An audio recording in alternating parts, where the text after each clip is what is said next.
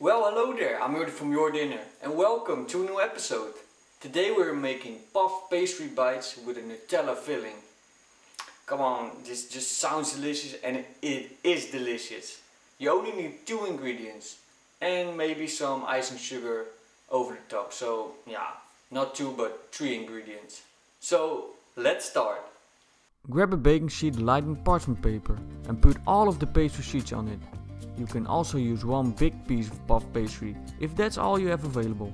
Always use a new Nutella jar because in that case you can feel like Charlie from the chocolate factory and find the golden ticket, or in this case the golden wrap.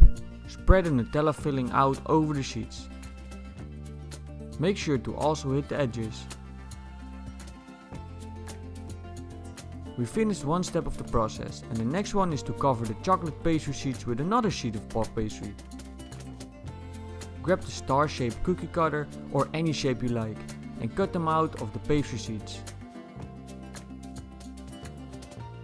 Don't discard the leftovers because we will bake them as well. They're just as delicious.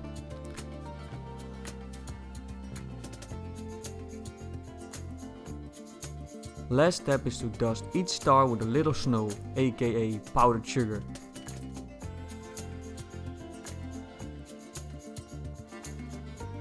And bake them in a 180 degrees Celsius oven for around 15 to 20 minutes.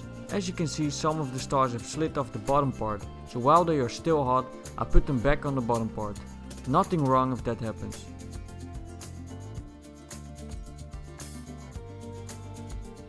I told you I would also bake the leftover bits, and here they are. And that's it. I want to thank you so much for watching. I hope you enjoy baking and cooking.